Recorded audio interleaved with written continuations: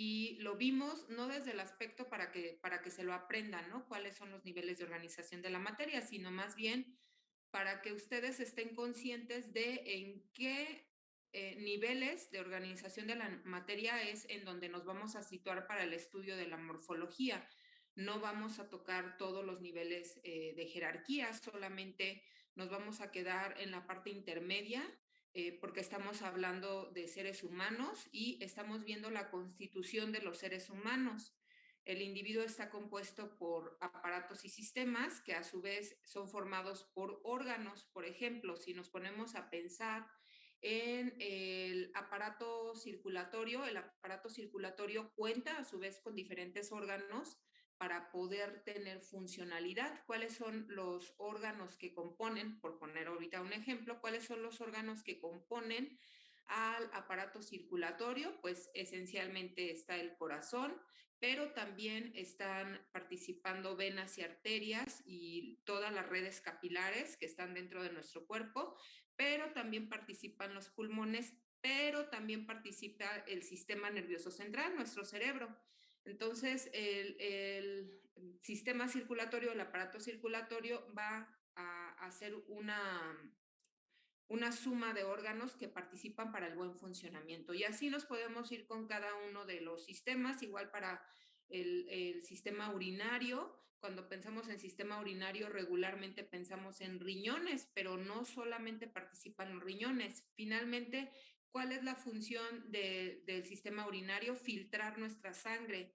Y si filtra nuestra sangre, entonces también va a depender del aparato circulatorio para un buen funcionamiento. Ok, ahora vámonos en retroceso. Cada órgano va a estar formado por tejidos. La segunda unidad justamente se enfoca a que nosotros comprendamos cuáles son los tipos de tejidos que están dentro del ser humano y cómo es que funcionan. No desde el aspecto microscópico no se van a ser especialistas en histología, desde luego en esta materia, pero sí me gustaría que ustedes tengan nociones de cuando ustedes se asomen a un microscopio, qué es lo que están observando, si están observando tejido nervioso, si están observando tejido muscular, si están observando tejido epitelial o ¿cuál me falta? Dije por ahí muscular, epitelial, nervioso y me falta Ah, ah, el conectivo. Por ahí lo estaba olvidando, ¿no? Entonces, vamos a llegar a ese punto donde vamos a analizar cada uno de estos 4 tejidos y a su vez vamos a llegar a la parte mínima de la célula. Vamos a hablar un poquito de la estructura de la célula, pero ya no a profundidad. Es decir, nuestra asignatura se va a enfocar en los 4 niveles de organización intermedios, que es tejido, órgano, aparatos y sistemas y el individuo. Bien, eso lo hablamos la semana pasada y también hablamos sobre planimetría, que en general era una rama de la medicina que se enfoca en estudiar cómo es que podemos analizar al cuerpo visto desde diferentes cortes histológicos o cortes de un órgano, no necesariamente histológicos o de tejidos, sino cómo es que el cuerpo o un órgano se puede fraccionar. Vimos los 3 principales planímetros que existen y estos son el longitudinal, el frontal y el axial. ¿Por qué es importante que sí se los aprendan de memoria? Bueno, porque van a ser referentes de aquí hasta que prácticamente ustedes estén laborando en hospitales o en el área a donde ustedes decidan continuar su formación, se van a dar cuenta que son planos que van a seguir ustedes recordando y que van a ser de funcionalidad para ustedes. Por ahí les dejé la primer tarea, seguramente ya ahorita la subieron, si la realizaron ya debe de estar en plataforma. Bien, nos quedó pendiente este tema que era la introducción a la biología del desarrollo. En la asignatura de morfología, cada que iniciemos una unidad, en la mayoría de ellas, vamos a arrancar con el tema de embriología. ¿Por qué es necesario hablar sobre la embriología de un órgano? Bueno, pues porque a partir de los orígenes del órgano es que vamos a poder comprender muchas de las patologías que actualmente pues aquejan a la población. Parte de lo que es el tema de la biología del desarrollo se enfoca justamente en el desarrollo de un individuo desde su vida intrauterina.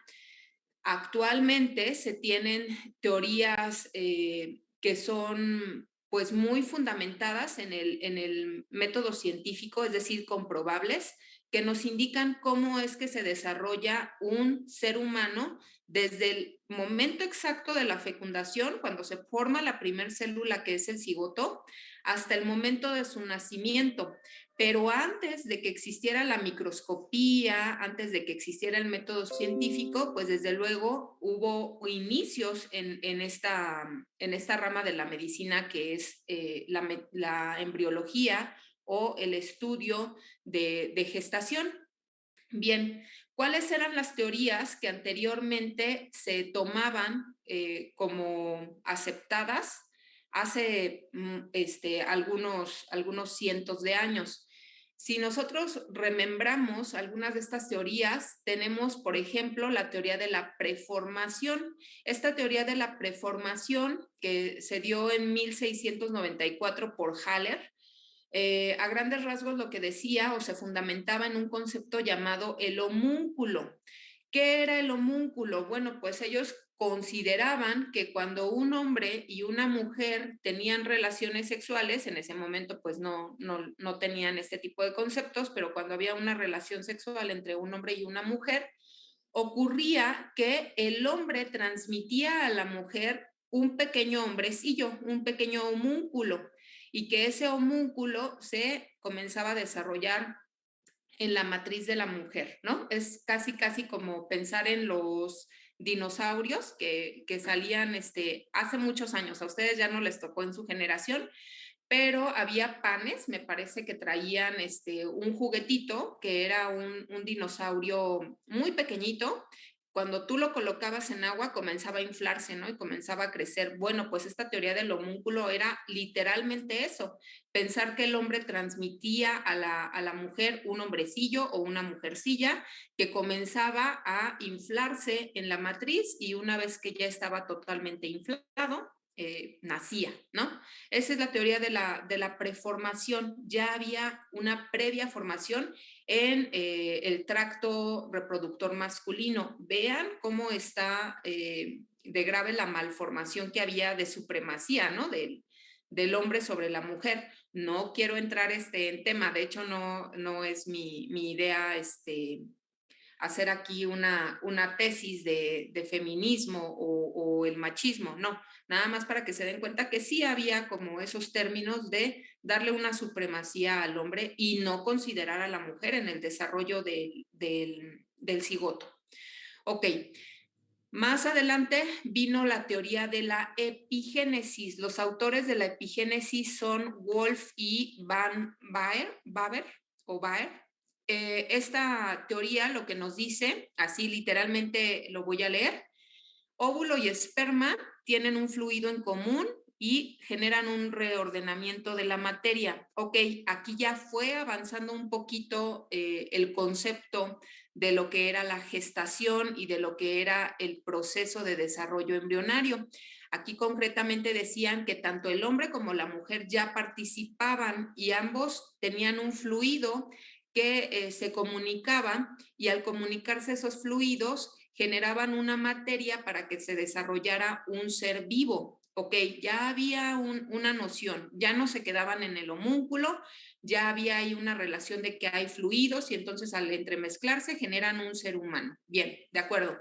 Siguió avanzando estas teorías y viene la ley de la biogenética en 1866 con Müller. Y lo que dice Müller es: la ontogenia recapitula a la filogenia. El desarrollo embrionario de cada especie, ontogenia, repite completamente la historia evolutiva de dicha especie, filogenia. ¿Qué implica? Ok, implica que ya venían con la noción de que había unos fluidos que se entremezclaban entre hombre y mujer. Y aparte de ello decían, si te das cuenta, cuando nace este niño, se parece muchas veces a la familia de él o de ella.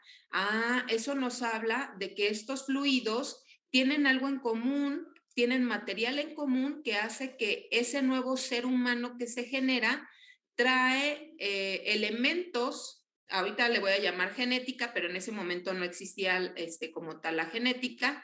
Trae elementos genéticos, tanto en el fenotipo como en el genotipo, que hacen que me indique que es parte de esa familia. Entonces ya comenzaba a haber pequeñas pintas de lo que era la genética.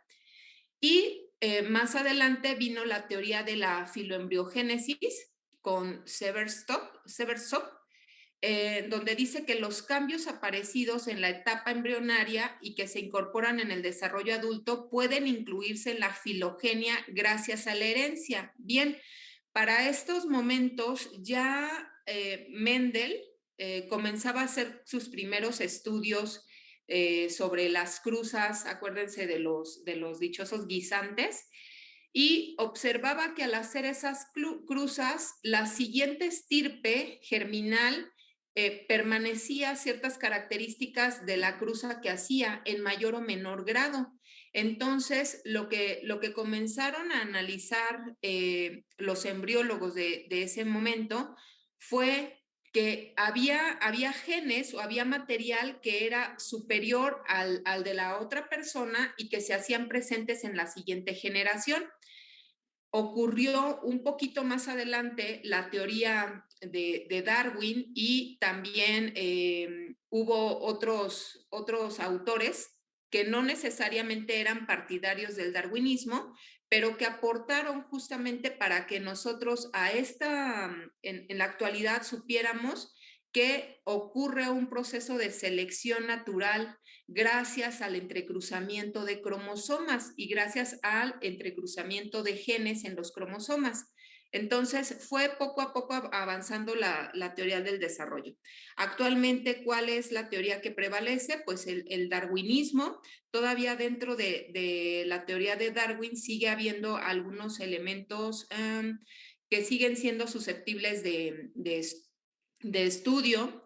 Se repiten, de hecho, a nivel social, pero el darwinismo es lo que actualmente prevalece. Bien, y hasta este momento, pues es como que algo, desde mi perspectiva, si así fuera la morfología, aprendernos como hechos muy duros, fechas, nombres, no, se me hace un poquito aburrido. A lo mejor habrá personas en el grupo que les guste la historia, y sería como un tanto la introducción histórica de los inicios para el estudio de la embriología.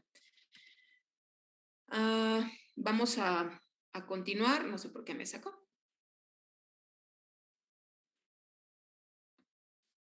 Ok, y ahora sí, ese es el tema con el que tendríamos que haber concluido la sesión pasada. El día de hoy, nuestro tema principal es comenzar el estudio de la gametogénesis.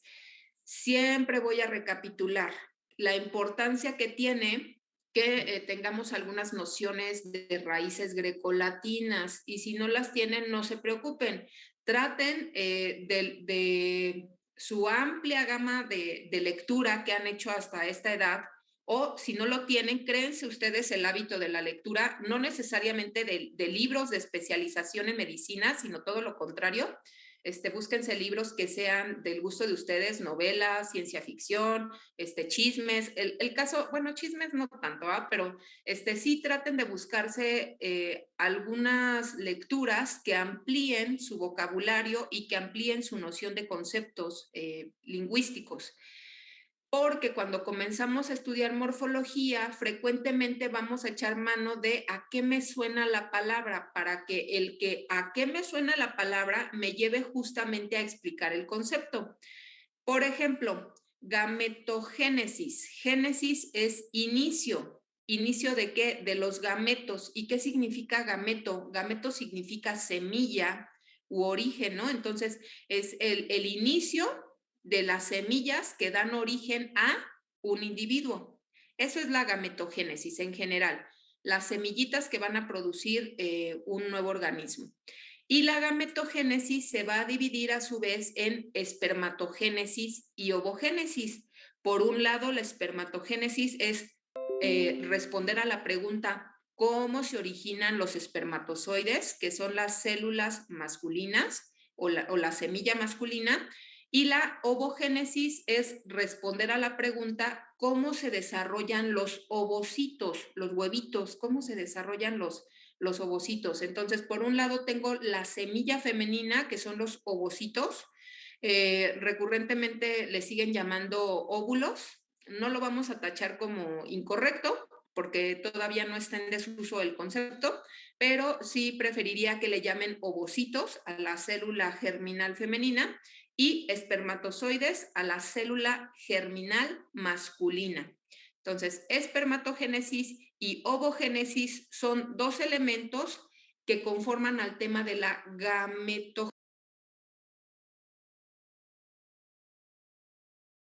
Vamos a ver cómo se da el proceso de la espermatogénesis. Aquí tenemos en pantalla la célula germinal masculina.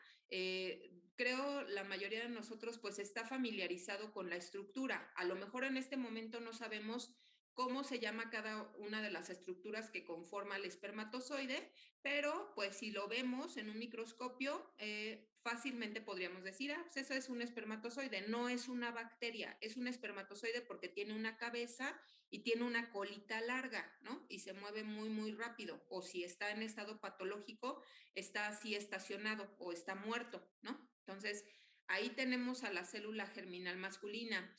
En este momento no me voy a detener a explicar estructura, porque cuando lleguemos a la clase de fecundación corresponderá analizar cada uno de los elementos que compone al espermatozoide, cómo se llama el capuchoncito, qué hay dentro del interior del cuellito del espermatozoide, qué hay al interior del flagelo del espermatozoide. Eso lo veremos en su momento en la clase de fecundación. Ahorita solamente les presento a la célula, que es la célula germinal masculina. ¿Qué ocurre a nivel de anatomía interna? Aquí les puse un ejemplo en donde nos situamos 8 semanas previas al nacimiento de este varón. Estamos situados en el hombre. Desde luego, para que yo pueda explicarles cómo se forma un espermatozoide, tengo que conocer la fábrica de espermatozoides. ¿Cuál es la fábrica de espermatozoides? Los testículos, en plural, nombre, situación sana, tiene dos testículos, ¿sale? Que es fuera del abdomen.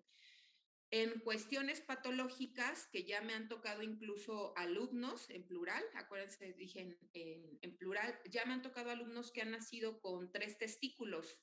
Cuando hablamos de estos temas, de repente es bueno que se abran y que pregunten sobre cuestiones personales. A lo mejor no lo quieren hacer de forma pública, a lo mejor lo hacen de forma privada, pero sí me han comentado incluso en clase que hay alumnos que han nacido con 3 testículos. ¿Qué ocurre con alumnos o con personas en general, no necesariamente alumnos, ¿no?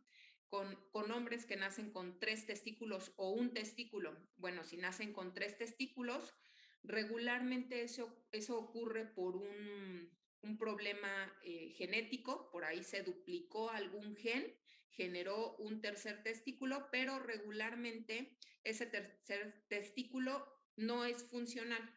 Entonces se atrofia con el paso de los meses y es susceptible a ser retirado, ¿no? Se hace una cirugía, se retira y sin ningún problema la persona continúa su desarrollo reproductivo de forma normal. Igualmente, las personas que nacen con un solo testículo o que sufren un proceso de cáncer y les tiene cáncer de testículo y tienen que retirar un testículo, esa persona sigue siendo reproductivamente fértil si el otro testículo funciona de forma correcta, sin ningún problema, sigue teniendo su desarrollo reproductivo de forma normalita. En esta imagen de la izquierda, lo que estamos viendo es a un feto, aquí ya le podemos llamar feto porque estamos 8 semanas antes del nacimiento. ¿Cuántas semanas dura la gestación de un humano? 40 semanas. Entonces estamos 2 meses antes del nacimiento, es decir, estamos en el 7º mes.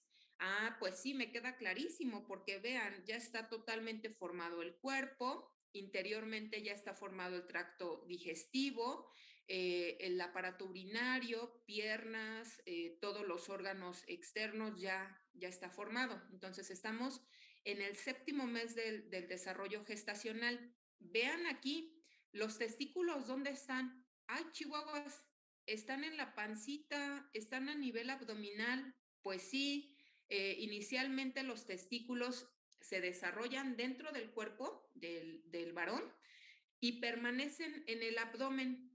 ¿Hasta qué momento? Bueno, pues justamente en el 7º mes, 8º mes, los testículos, por un proceso natural, van a comenzar a bajar a este saquito que se denomina escroto. Ahorita les explico cómo está formado el escroto.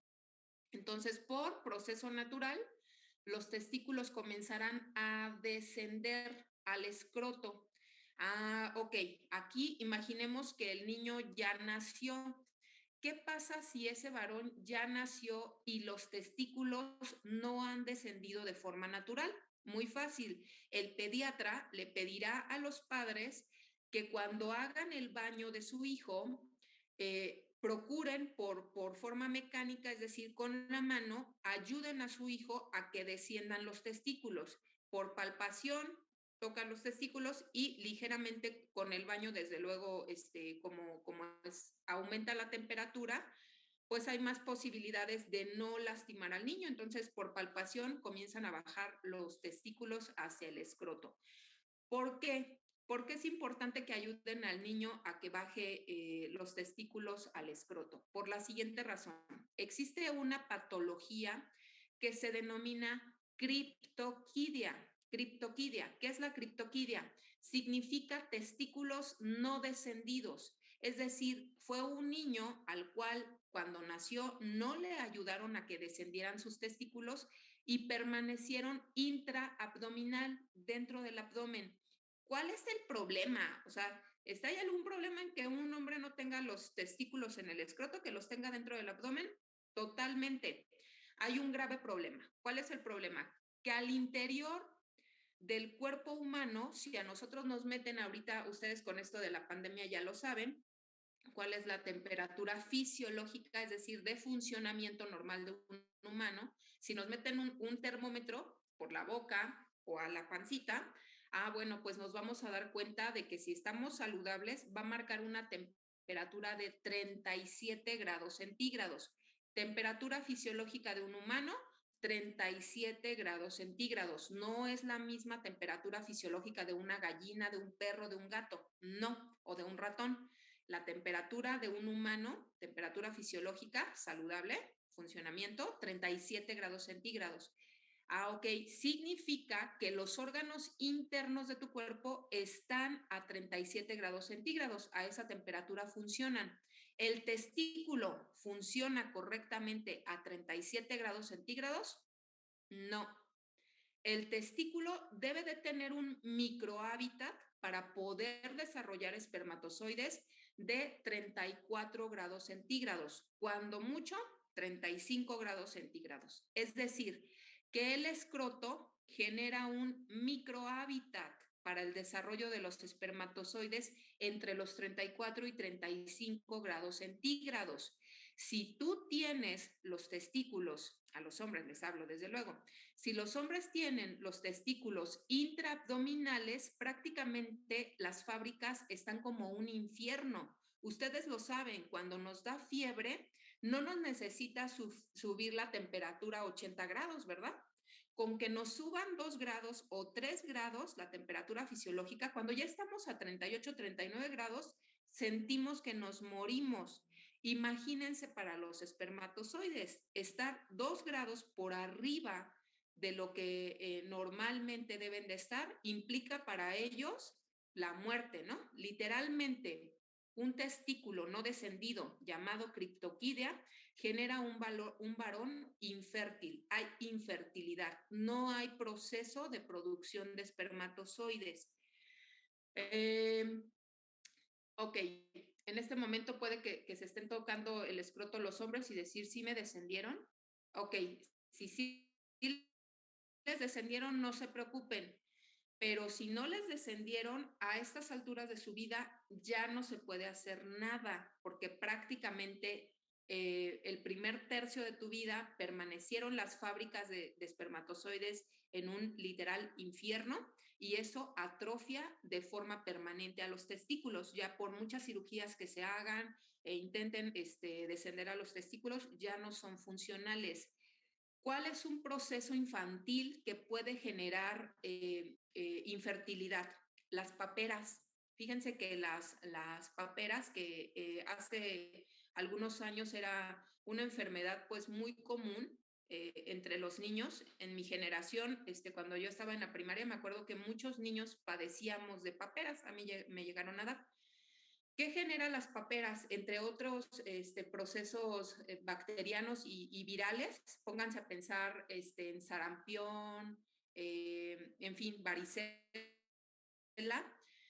generan un cuadro patológico en donde hay aumento de temperatura, ¿verdad? Febrículas o fiebre. Entonces, si a una persona no se le controla de forma adecuada un proceso febril, puede llegar a atrofiar los órganos. Ojo aquí, no es bueno que una persona que en cuanto se siente mal o en cuanto le da fiebre, ay, luego te tomas algo. No lo hagan. Por recomendación siempre de los médicos, de los inmunólogos, siempre debes de dejar, hay un mecanismo umbral en donde tú debes de dejar reaccionar a la enfermedad.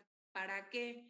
Para que esa enfermedad interna, lo que está generando un daño dentro de tu cuerpo, todo tu sistema inmunológico logre captarlo, logre definir qué es lo que es, haga presentación de antígenos a tu sistema inmunológico para que si llega a presentarse nuevamente ese cuadro, tú seas capaz de reconocerlo y combatirlo de forma más rápida.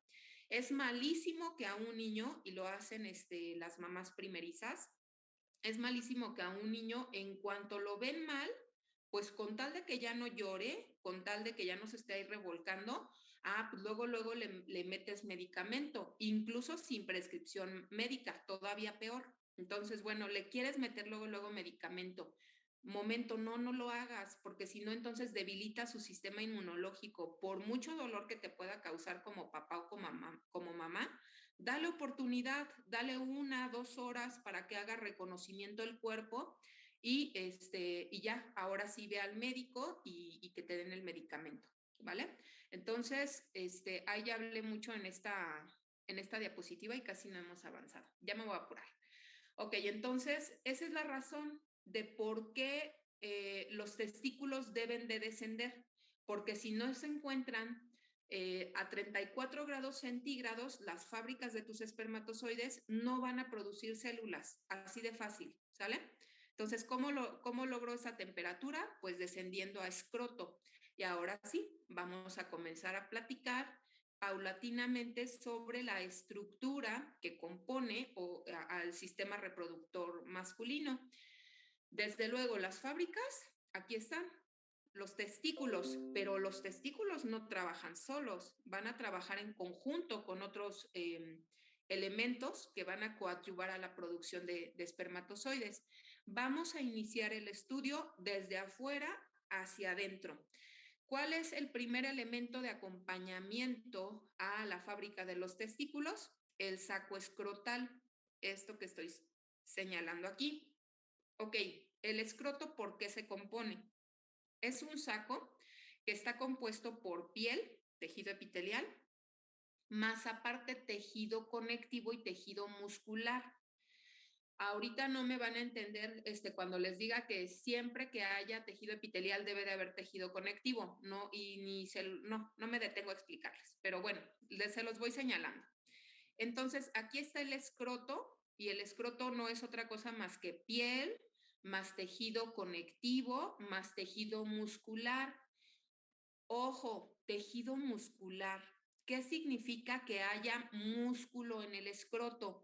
Ah, pues que va a haber contracciones. Miren, yo ahorita estoy moviendo mi brazo y si lo puedo mover es porque tengo músculo, un músculo que se está contrayendo y relajando, igual que lo estoy haciendo con mi lengua, igual que lo estoy haciendo con mis manos.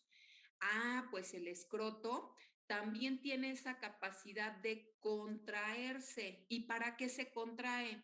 Pues para estabilizar la temperatura de la fábrica de espermatozoides que es los testículos. No me van a dejar mentir los niños. Digo, no es como que yo esté en el cuerpo de un varón, pero cuando hace frío, la tendencia de los testículos es a que se retraigan, ¿verdad? Entonces, lo que busca el escroto cuando hay temperatura sumamente fría es ayudar a la fábrica de los espermatozoides que se mantenga activa. ¿Y cómo lo va a lograr? Subiéndolos ligeramente al interior del cuerpo para que adquieran una temperatura mayor y mantenga su microhábitat de 34 grados centígrados. Aparte, en otros procesos, por ejemplo, de miedo o algo así, también se contrae, ¿no? Piensen en esto, cuando hay tejido muscular, el tejido muscular favorece la termorregulación, así como el escroto favorece la termorregulación de los testículos, el hecho de que tú te muevas, el hecho de que los capilares, las venas, las arterias se estén contrayendo, están termorregulando tu cuerpo, aunque no te des cuenta, pero lo están haciendo. ¿Cuál es otra de las funciones que tiene el escroto? El escroto pues va a ser el reservorio, va a ser el lugar donde van a ser recibidos los testículos. Seguimos hacia adentro. Después del escroto, ¿qué hay? Ah, bien, después del escroto vamos a encontrar tres túnicas o tres suétercitos que van a rodear al testículo. Ahorita vamos a hablar para qué sirve cada una. Primero vamos a darles nombre. La túnica que está en contacto con el escroto se llama túnica vaginal, como de vagina, vaginal. Oye, ¿por qué le dieron ese nombre? Porque embrionariamente, acuérdense, cuando estamos en la definición de qué género vamos a ser, hombres o mujeres, pues literalmente somos lo mismo y habrá un día en específico en donde el gen defina, de acuerdo al espermatozoide que fue el que fecundó, si fue X va a ser mujer, si fue Y va a ser hombre. De acuerdo a esa definición, habrá un día que comiencen a diferenciarse los órganos sexuales, masculinos o femeninos. Entonces, de repente, cuando escuchan hablar de que hay órganos o elementos que lleven un nombre más femenino, no se preocupen, o sea, eso es cuestión embriológica. Entonces, la primer túnica con la que está recubierta más externamente el testículo se llama túnica vaginal. La que está por debajo de la túnica vaginal se llama túnica albugínea. Y la más interna al testículo, la que está más en contacto directo con el testículo, se denomina túnica vascular. Entonces, repito, el testículo está recubierto por tres túnicas. De adentro hacia afuera es vascular, albugínea, vaginal. De afuera hacia adentro tengo el escroto, desde luego, y viene la túnica vaginal, seguida de la túnica albugínea, seguida de la túnica vascular. ¿Para qué sirven las túnicas? Las túnicas van a tener, dependiendo la posición donde se localicen, dos funciones. Una, protección y aislamiento del testículo. Y número dos, irrigación de sangre. De las tres túnicas que les acabo de mencionar, ¿cuál será la que irrigue? Significa bañar, riegue, irrigar, regar. Entonces, de las tres túnicas que les acabo de mencionar, ¿cuál tendrá la función de irrigar sangre? Muy fácil, fácil, Vascular. fácil. La vascular habla de vasos, ¿no? Acuérdense, siempre todo lo que yo les esté platicando, traten de irlo analizando, porque en el concepto mismo está la función de ese elemento. Entonces, la vascular, porque vascular significa vasos, y si son vasos, significa tripitas de capilares, de arterias, de venas que van a estar llevando sangre al testículo. ¿Y cuál es la función de la sangre? Que no hemos entrado en sistema cardiovascular. Alimentar. Nuestra sangre lo que hace es, una vez que se filtra, pues va a llevar oxígeno y micronutrientes y enzimas y otras cosas a todas las células de mi cuerpo. Ajá. Entonces, el testículo no es la excepción. El testículo está formado por un tejido que a su vez son células. Entonces, esa irrigación de sangre va a estar nutriendo al tejido testicular, mientras que la túnica albuginia y la túnica vaginal van a ser un elemento de protección y recepción del testículo, al igual que el escroto. Otra cosa que vemos aquí de acompañamiento al testículo es esta serie de vasos. Siempre que ustedes vean en libros a color, desde luego, traten de identificar los colores que prevalecen en libros de anatomía. Regularmente cuando nos ponen venas y arterias vienen o de color azul o de color rojo. Cuando los vasitos, las tripitas, vienen coloreadas en color azul, la implicación, como la implicación es que está transportando sangre puerca, sangre desoxigenada, sangre que ya fue usada por el órgano. Por lo tanto, si son vasitos en color azul, concretamente se refieren a venas. Las venas lo que hacen es transportar, la mayoría de ellas, sangre desoxigenada. El 99% de nuestras venas transporten sangre desoxigenada, sangre puerca. Pero si tú ves en un libro de anatomía vasitos que están coloreados con rojo, la implicación que te está dando es que se trata de arterias o capilares. Y esas arterias y capilares lo que están transportando son sangre oxigenada, sangre rica en oxígeno. Ajá. A este conjunto de vasos que van a estar entrecruzados, porque están literalmente lateral uno al otro o unos a otros, se denomina aquí en testículo como plexo pampiniforme. Plexo pampiniforme. ¿Qué es el plexo pampiniforme? Es el conjunto de redes capilares, venas, arterias, arteriolas, vénulas capilares. No se aprendan ahorita los nombres, pero es el conjunto de vasos que van a irrigar, a bañar al testículo, están conectados con el testículo. Miren, aquí no se aprecia el plexo pampiniforme porque no rasparon el segmento muscular de este conducto, pero al interior de este conducto voy a tener esto, el plexo.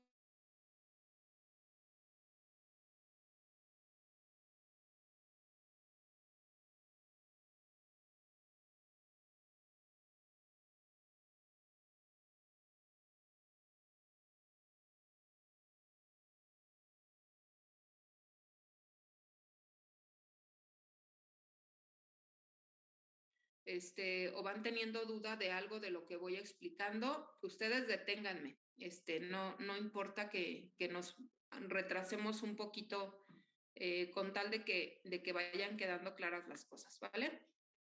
Bien, entonces ahora me voy a pasar a explicar esta otra imagen, ¿sale?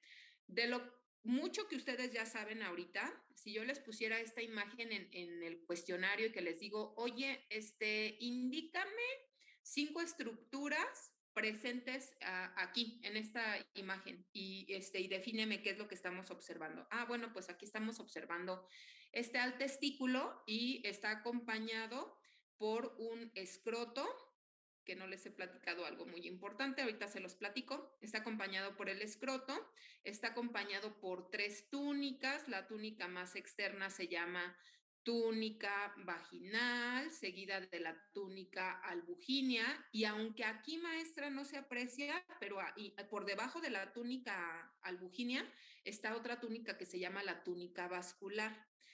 Y también tengo aquí el plexo pampiniforme, que es una serie de vasos que irrigan al testículo para mantenerlo nutrido y llevarse todos los desechos, toda la sangre que ya se usó, también se la lleva.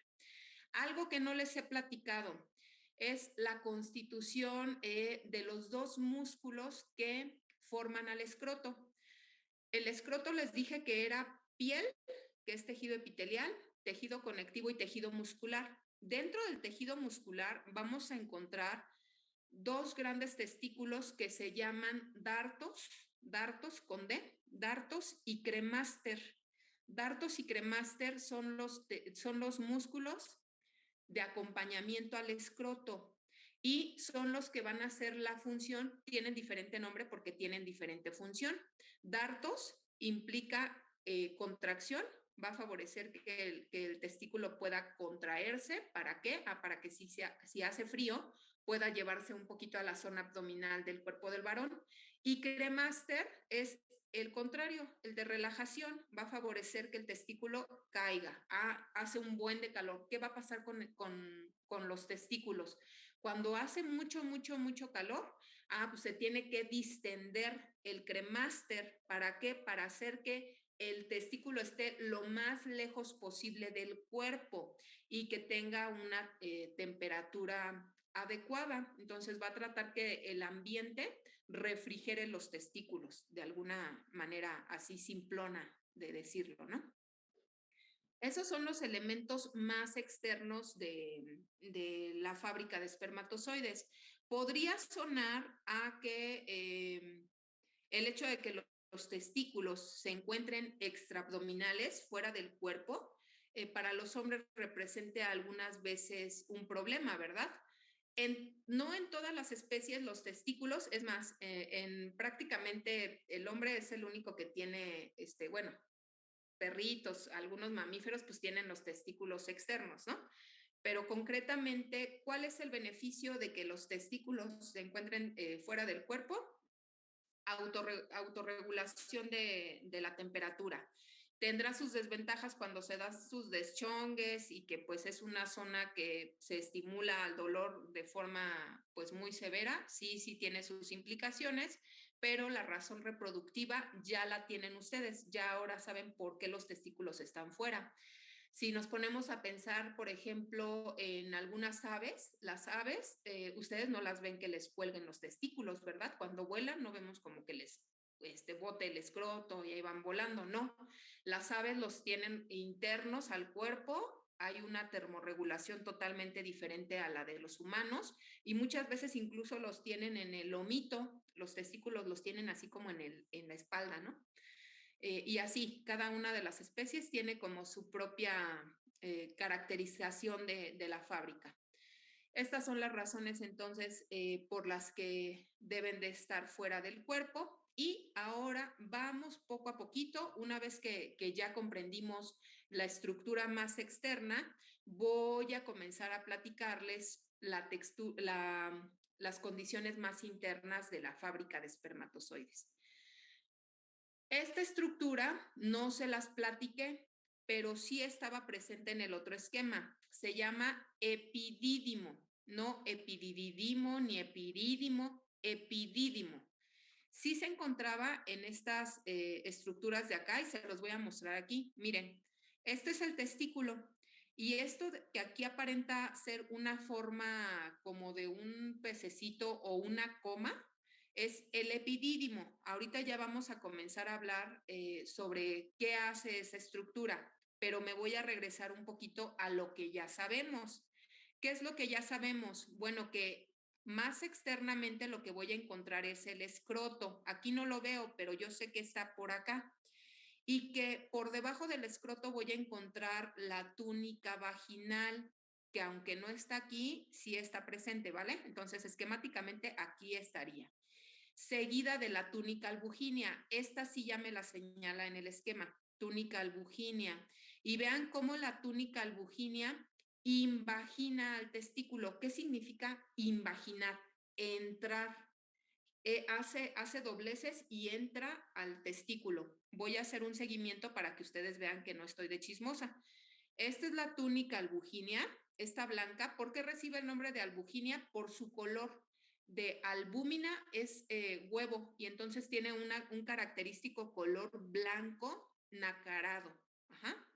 Entonces, túnica albuginia, invagina. Vean cómo de repente se mete. Túnica albuginia se mete, ¿no? Y por debajo de la túnica albuginia voy a tener aquí a la túnica vascular, que también está invagina y de hecho invagina mucho más que la túnica albuginia. La vascular invagina más que la túnica albuginia. Bien, ¿para qué les estoy explicando esto de la invaginación y todo esto? Ah, bueno, para entrar en las estructuras internas del testículo. Vean que al interior del testículo se van a formar pequeños tabiques, que literalmente así se llaman, tabiques testiculares. ¿Cuántos tabiques testiculares hay en cada uno de los testículos de un hombre? En promedio, encontramos entre 250 y 300 tabiques testiculares por testículo. Ajá. Entonces, hay presencia de 250 de estos tabiques testiculares. ¿Quién me da la delimitación de cada tabique testicular? La túnica albuginia, ¿sale? Entonces ahí está. Y al interior de cada tabique testicular, que quedamos que son 250, hay otras estructuras en forma de mangueritas que se denominan túbulos seminíferos. Túbulos seminíferos. ¿Cuántos túbulos seminíferos o cuántas mangueritas hay dentro de cada tabique testicular? 4. Por mucho, 6, pero en promedio son 4 túbulos seminíferos. Échenle cuentas, porque aquí viene lo impactante del tema. Cada testículo tiene 200 tabiques testiculares y dentro de cada tabique testicular tengo 4 túbulos seminíferos. ¿Qué significa que haya 4 túbulos seminíferos dentro de los 200 tabiques testiculares? Que cada túbulo seminífero es una fábrica independiente de espermatozoides. Vamos a hacer la multiplicación. La gran fábrica, el gran terreno de producción de espermatozoides se llama testículo. Pero ¿cuántas fabriquitas, cuántas unidades de producción tienes dentro de cada testículo? 250 por 4, 1000. 1000 fabriquitas dentro del terreno. Es lo que tiene un nombre dentro de cada testículo. ¿Por qué? ¿Por qué les llevo a pensar en esto? El libro de la Organización Mundial de la Salud, que nos habla sobre las condiciones saludables de producción de líquido seminal y producción de eyaculado, nos dice que en promedio un hombre produce por día 100,000 millones de espermatozoides.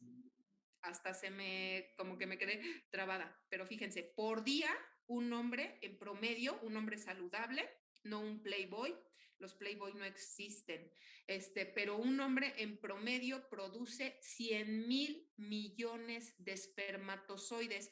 ¿De dónde vino tanta perrada de células? Ah, pues de la cantidad de fábricas que hay al interior de cada testículo. Ahorita la cantidad de fábricas que te dije solo fue de un testículo. 1000 fábricas de espermatozoides en un testículo y 1000 fábricas de espermatozoides en otro testículo, 2000 fábricas de espermatozoides. De ahí viene la producción cotidiana de 100,000 millones, 100,000 millones, o sea, aumenten los ceritos, ¿no? 6 ceritos, 100,000 millones de células las que produce un hombre saludable. Bien, vamos a continuar la explicación de la fábrica. Estos son entonces los tabiques testiculares y al interior, que ahorita se los voy a mostrar al interior, tiene túbulos seminíferos. ¿Cuántos túbulos seminíferos? 4 túbulos seminíferos. Imagínense que son una serie de agujetas, cada túbulo seminífero, que van a comenzar a buscar una salida, un afluente de salida. Esos túbulos seminíferos van a converger en un lugar específico del testículo que se denomina, ¿dónde está? Espérenme, aquí está señalada, red de testis. Red de testis o red testicular. La red de testis o rete, si lo encuentran en latín, es rete, con T, pero en español es red como la que usamos para pescar. Red de testis es el lugar en donde convergen todos los cientos de túbulos seminíferos que están transportando espermatozoides. Una vez que ya los formaron, los van a comenzar a transportar. ¿Para qué? Para sacarlos del testículo. De nada te sirven dentro de los testículos si no los transportas. Entonces, el lugar a donde van a converger se llama red de testis. ¿Con quién conectan? Bueno, van a conectar con un conjunto de túbulos que se llaman conductos eferentes. Eferentes. Estos son los conductos eferentes. Antes de los conductos eferentes hay unos pequeños conductos que no todos los libros te lo marcan, pero se llaman túbulos rectos. Si no se lo aprenden, no hay problema. O sea, no nos enojamos. Con que ustedes sepan que la red de testis conecta con estos conductitos que se llaman conductos eferentes, ¿para qué? Para sacarlos del testículo, con eso me doy más que servida, ¿vale? Entonces, ¿cómo lo saco? Llevándolas a los conductos eferentes. En promedio, ¿cuántos conductos eferentes tiene un hombre? Entre 8, 14 conductos eferentes por testículo, ¿sale? Son las vías de salida. ¿Para llevarlos a qué estructura? Para llevarlos a esta estructura que se llama epidídimo. Todo esto que estoy señalando con la flechita es el epidídimo.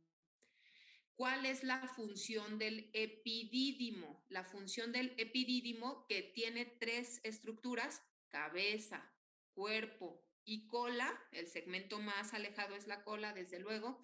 Tiene como función en conjunto madurar al espermatozoide. ¿Qué significa madurar al espermatozoide? Que adquiera movilidad del espermatozoide. No lo va a formar, es decir, el epidídimo no le va a terminar de poner colita, no le va a terminar de poner cabecita. Todo eso de ponerle cabecita, colita, núcleo, aparato de Golgi, etcétera, etcétera, lo hicieron aquí. Los túbulos seminíferos al interior lo hicieron. Esas son las fábricas. Y una vez que aquí ya están bien formados, bien estructurados y organizados, se mandan. Ya la fábrica dice, bueno, mándenlos a venta, a ver si hay fecundación. Entonces, los mando a través de los conductos eferentes hacia el epidídimo. Ocurre algo muy importante para el proceso de maduración, que aquí al interior del testículo, los espermatozoides, si tú sacas una muestra de espermatozoides de un testículo, lo raspas, eso lo tendrían que hacer en laboratorio, de hecho, para que vean que no les estoy mintiendo. Si raspas el espermatozoide del interior de un testículo, crunch, lo pones en un portaobjetos, solución salina, y lo observas al microscopio, adivina que los espermatozoides no se van a mover. No se van a mover, van a estar estáticos si tomas la muestra de aquí, del interior del testículo. Pero si tú tomas muestra de espermatozoides del epidídimo, del segmento que tú quieras, cabeza, cuerpo o cola, solución salina, te vas a dar cuenta que los espermatozoides están mueve y mueve. ¿Por qué rayos un espermatozoide al interior del testículo no se mueve? Ya está formado, pero no se mueve. ¿Y por qué en el epidídimo sí? Por una simple y sencilla razón. Porque al interior del testículo el pH es muy ácido, como el limón. Es muy, muy, muy, muy ácido. Un pH tan ácido impide que la maquinaria del flagelo se active. Entonces los espermatozoides permanecen inmóviles. los espermatozoides aquí del testículo literalmente no son fértiles. Tú agarras muestra para hacer una inseminación de testículo y aviéntasela al útero de una mujer, no va a haber fecundación. ¿Por qué? Porque el espermatozoide no se mueve. Cuando veamos el tema de fecundación se van a dar cuenta de qué tan importante es el movimiento de un espermatozoide. Entonces, si tomo muestra del testículo e intento hacer una inseminación desde el útero, no va a haber fecundación. Así, punto, se acabó. No hay, no hay, no hay. Ah, pero toma espermatozoides del epidídimo en donde el pH ya es alcalino, las condiciones físicas cambian y entonces ese pH alcalino hace que el mecanismo de movimiento en el flagelo se active y entonces los espermatozoides empiezan la fiestota, ¿no? Empiezan aquí a moverse en el epidídimo. ¿Van a regresarse al testículo? No, la consideración natural es que los espermatozoides, como ya se mueven y aparte la contracción del epidídimo favorece que los espermatozoides sigan avanzando, van a avanzar hacia este segmento final de la fábrica de espermatozoides que se denomina conducto deferente, con D. Acá eran conductos en plural, conductos eferentes y aquí ya un conducto deferente. ¿Cómo rayos me voy a acordar en el examen tantos nombrecitos? Les puedo asegurar que se van a acordar de eso y más, pero la forma de diferenciar conducto eferente de deferente a mí me sirvió en su momento. De fuera, deferente, deferente está de fuera del testículo, ya es el último segmento. Y los eferentes son el puente de salida entre testículo y epidídimo. ¿Dudas hasta ahí, muchachos? No, todo bien, profesora. Ok, les voy a hacer una pregunta, a ver si me la logran contestar y si no, no se sientan presionados. Nada más me dicen, no, pues no sé. ¿Cómo fregados logró salir toda la perrada de espermatozoides del testículo hacia los conductos eferentes si no se mueven? ¿Cómo? ¿Por la irrigación de los vasos sanguíneos? Bien, sí. Los túbulos seminíferos, estas fabriquitas que les platiqué, si yo las viera al microscopio, cada tubulito va a tener un segmento muscular. ¿Y qué hace el músculo? Otra vez, siempre que piensen en músculo, piensen en contracciones, contracción, relajación. Los túbulos seminíferos en sus paredes, imagínense que son tubos, agujetas, o sea, tubos, ¿no? Huecos.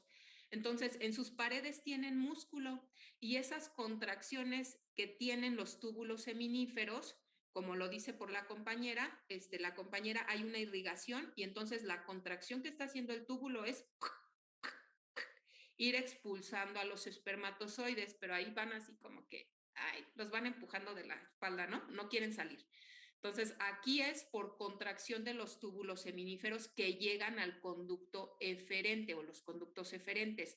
Aquí es adquisición de movimiento, motilidad es movimiento, adquisición de motilidad, más aparte la contracción de las paredes del epidídimo, de órale, mijos, a fecundar se ha dicho, ¿no? Entonces los están lanzando hacia el conducto deferente.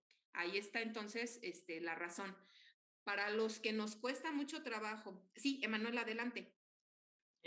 Una pregunta, ¿cuántos conductos eferentes había comentado que había por cada testículo? Perfecto. Por cada testículo, acuérdense, luego multipliquen lo que tienen 2. Entonces, cada testículo tiene en promedio 250 a 300 tabiques testiculares.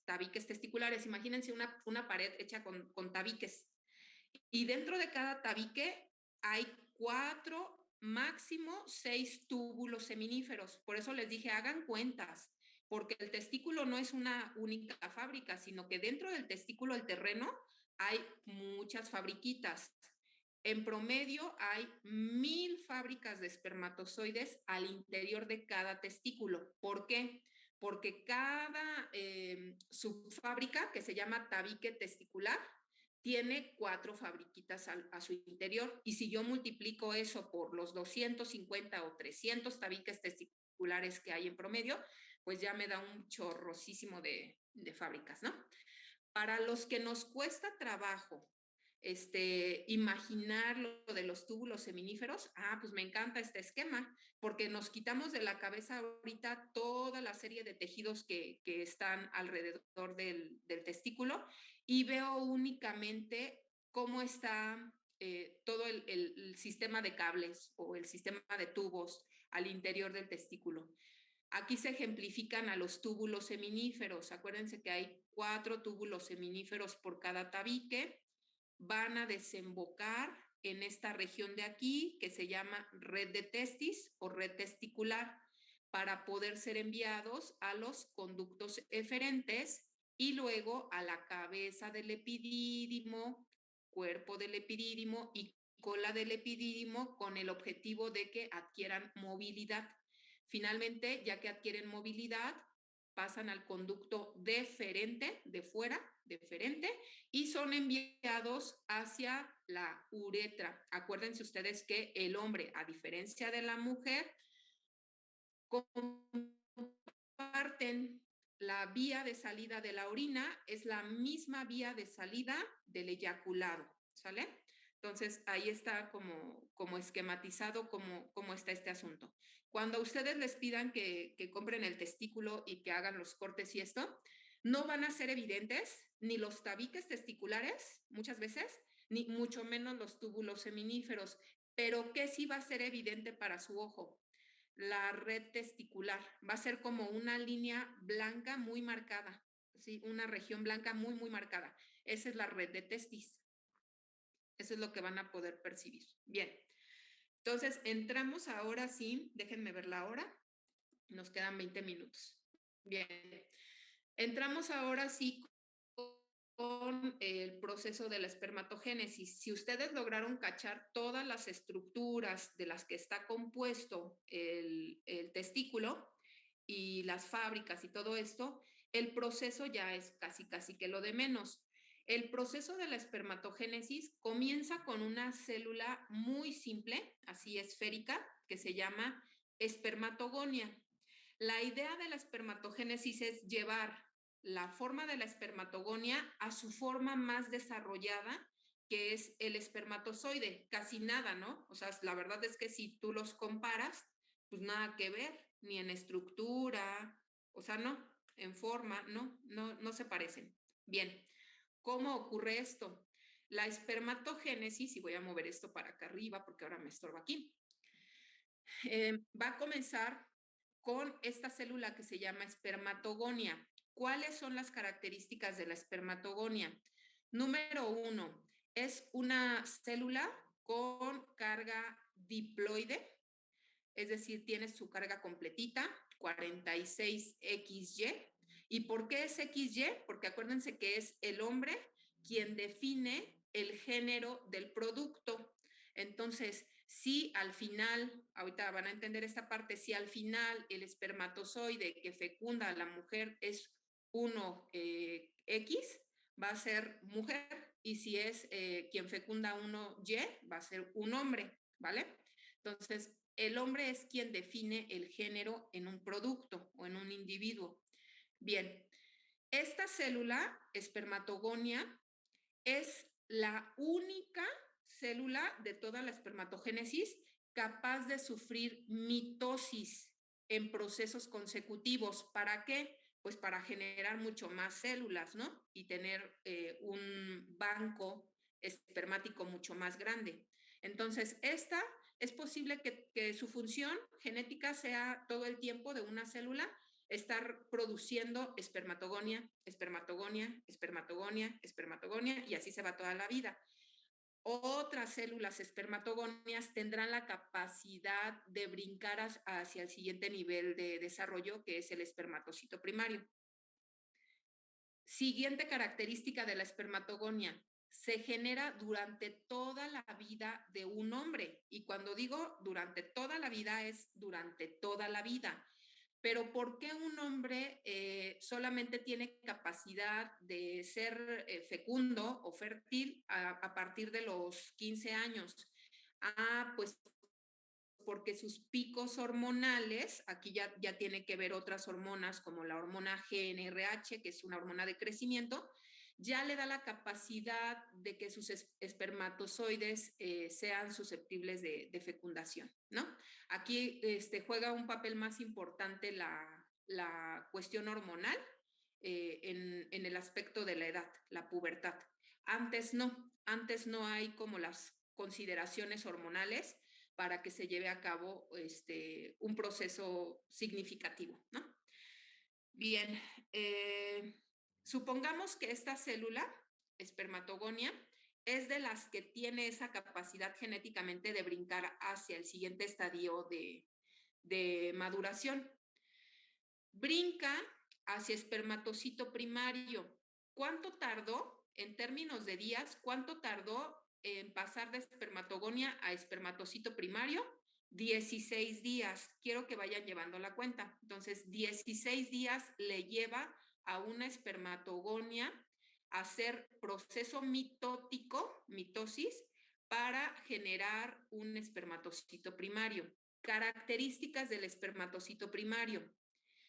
Tiene carga diploide, es decir, sigue siendo 46XY, pero en términos de volumen, fíjense que es mucho más grande. De hecho, el espermatocito primario es la célula más grande germinalmente hablando, es la célula germinal más grande presente en los túbulos seminíferos. Pero aquí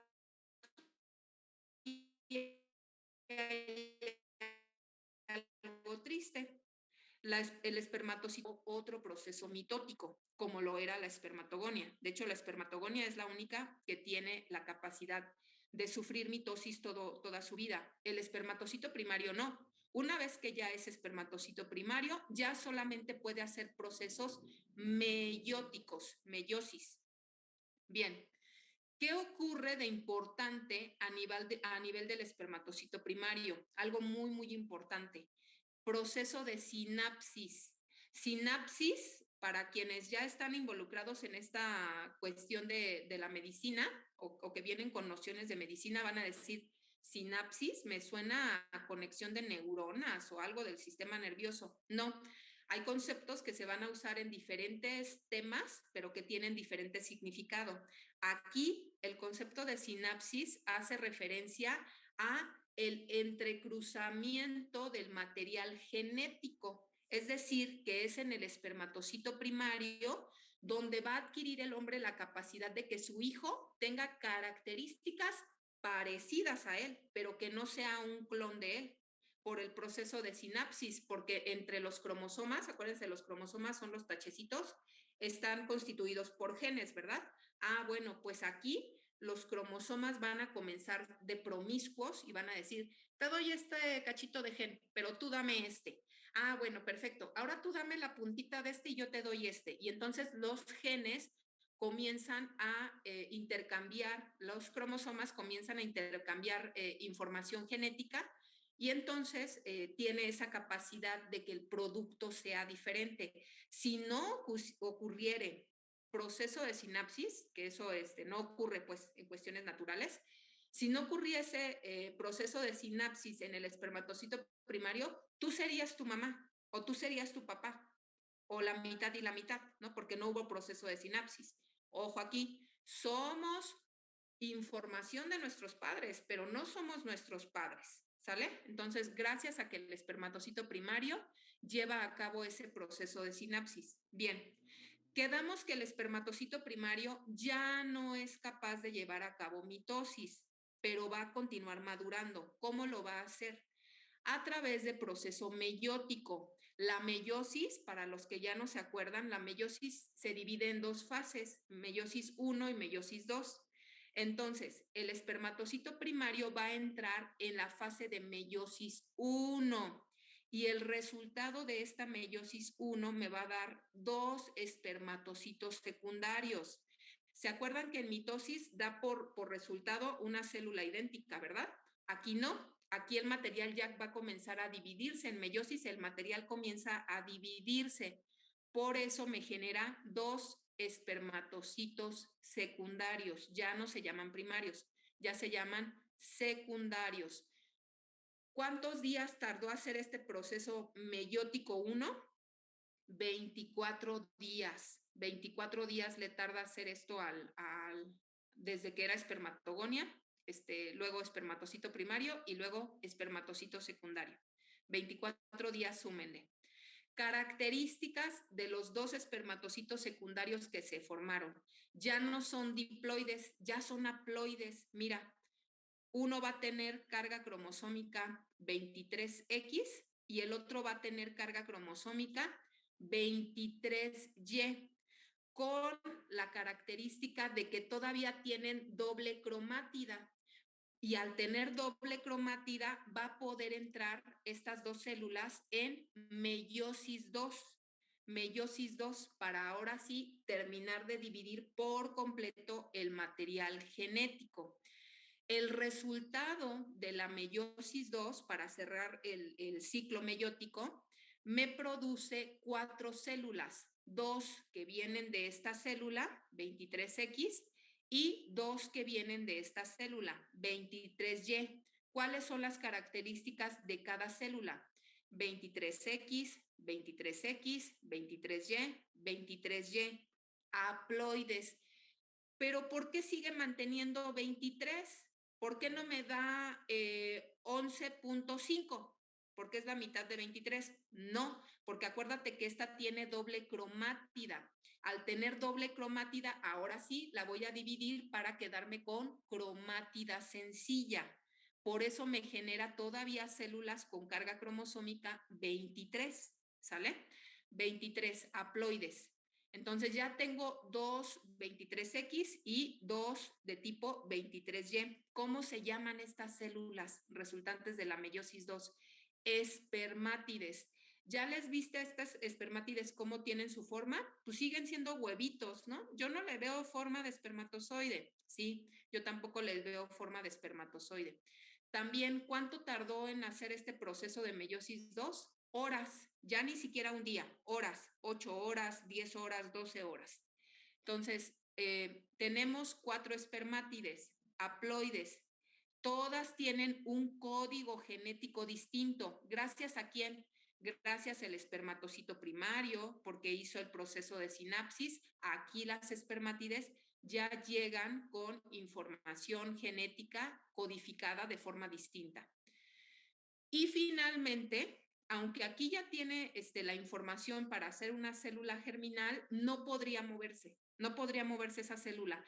Tengo que reorganizar sus organelos para que pueda moverse de forma autónoma. ¿Cómo lo hago? Reorganizando organelos, y a esta célula la llamo espermatozoide. Los espermatozoides van a tener las mismas características en término genético que las espermátides, con la diferencia de que sus organelos se reorganizan. A esta reorganización de organelos que sufren las espermátides en un proceso de 24 días se le denomina espermiogenia. Perdón que le haya cambiado tan rápido. Espermiogenia. Aquí está muy resumido el proceso de espermiogenia. Tenía una espermátide con todos sus organelos al interior. Núcleos, mitocondrias, aparato de Golgi, etcétera, etcétera. Voy a ir reestructurando los organelos y ahora voy a dejar el núcleo en la cabecita, algunas vesículas en el acrosoma. Las mitocondrias me las voy a llevar al cuellito y a los flagelos. Los microtúbulos me los voy a llevar a flagelos. En fin, todos los organelos van a sufrir una reestructuración en un proceso denominado espermiogenia y que le va a llevar 24 días. Conclusión de la clase. De una espermatogonia, ¿cuál es el resultado? 4 espermatozoides. 4 espermatozoides, ¿sale? Por cada espermatogonia, yo voy a tener por resultado 4 espermatozoides, 2 de tipo X, 2 de tipo Y. Hasta ahí quiero dejar la clase para no confundirlos. Déjenme ver si hay algo importante. Bueno, sí puedo avanzar poquitito más. Nos quedan 10 minutos. ¿Dudas hasta ahí, muchachos? Con toda confianza, lo repito, ¿algo no quedó claro? Sí, adelante. Después de la espermatogénesis, ¿se tienen la misma cantidad de espermatozoides X que de Y? En términos generales, sí, hay una proporción, porque acuérdense que el proceso final es 50-50, 50 hombres, 50 mujeres. Ya en el proceso de fecundación hay mucho que platicar al respecto. De hecho, hay muchos artículos que hablan esto visto desde diferentes especies, entre por qué en una familia nacen puras mujeres. Yo, por ejemplo, mis papás tuvieron 6 mujeres y un hombre. Entonces, ¿por qué la mayoría mujeres? Hay una teoría que dice que los espermatozoides X son más poderosos que los Y, que tienen más energía, que tienen más presencia de mitocondrias y por lo tanto son los que llegan antes al lugar de la fecundación. Esa es una teoría. Entonces, que al tener más cantidad de mitocondrias, pueden llegar al sitio de la fecundación mucho más rápido y pues son los ganones, ¿no? Los X. Pero puede ocurrir procesos en donde hay un déficit de mitocondrias en las células y entonces hay más varones que mujeres. Hay otra teoría, por ejemplo, que involucra la temperatura en el momento que se lleva a cabo la fecundación. Sí, la temperatura puede afectar la forma en la que avanzan los espermatozoides y pues quien llega primero gana, ¿no? Cuando veamos la clase de fecundación se van a dar cuenta de eso. Entonces, sí, concretamente la respuesta sería por cada espermatogonia, 50% van a ser hombres, 50% mujeres. 2X, 2Y. Eso sí, de forma indefectible, ¿vale? Va. Histología. Aquí ya entramos con un poquitito de histología. Les pido que no se me asusten. Esto es nada más como para lograr entender estructuralmente al interior del testículo, bien cómo se encuentra definido.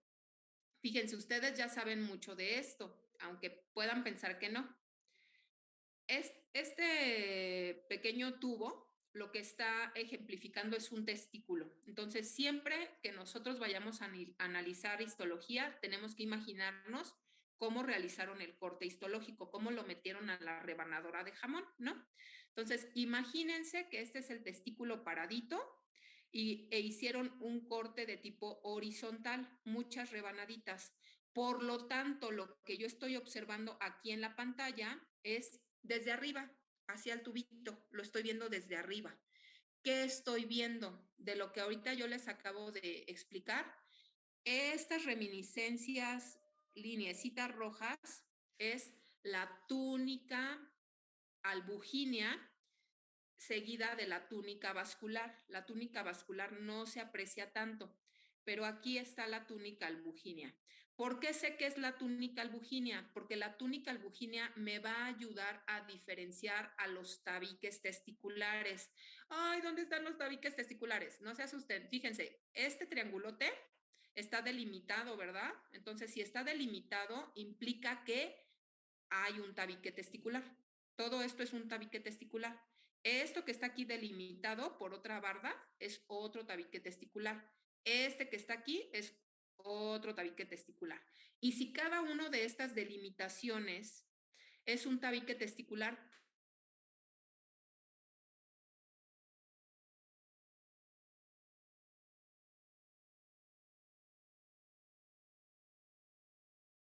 Recording stopped.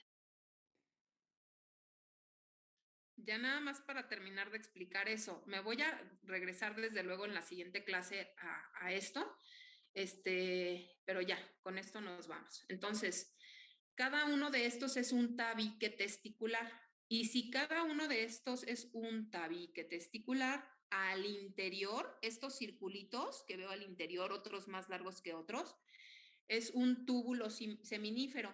Y ya sé lo que están diciendo a este momento. Maldita vieja chismosa, nos dijo que por cada tabique testicular habían 4 túbulos seminíferos. Vieja chismosa. No, momento. Este corte histológico que están observando, y que por eso quiero llegar a ese punto, no es de humano, es de un conejo o de un ratón, así, sin duda. Es o de conejo o de ratón, porque no es lo mismo hablar de un testículo de humano que de un testículo de ratón en términos de túbulos seminíferos. Ustedes saben la cantidad de ratones, ¿no?, que puede producir una ratona en el proceso de fecundación. Una mujer regularmente, así, si bien nos va, trillizos, ¿no? Trillizos de forma natural. Entonces, por eso hay menos cantidad de túbulos seminíferos al interior de los tabiques de un humano. Aquí vean, en este ratón o conejo, lo que sea, cuánta cantidad de túbulos seminíferos hay al interior. Por lo tanto, más fábricas de espermatozoides, más producción de espermatozoides. Aquí, si un hombre al día produce 100,000 millones de células, yo creo que un ratón ha de producir como unas 500,000 millones de células. O sea, una perradísima, ¿no? Y si aquí hago acercamiento a uno de los túbulos seminíferos, ¿qué veo? Todas las estirpes germinales de las que les acabo de hablar. Veo espermatogonias, espermatocitos primarios, espermatocitos secundarios, espermátides y espermatozoides. No se me confundan, hago acercamiento. Ya no voy a explicar tanto, ya nada más vean, un túbulo seminífero. Estoy haciendo el acercamiento a una fábrica. No crean que por cada fábrica hay una célula y ahí se producen 4 espermatozoides. No, en cada fábrica vean la cantidad de espermatogonias, que son las que están pegaditas a la esferita. Todas estas esferitas son espermatogonias.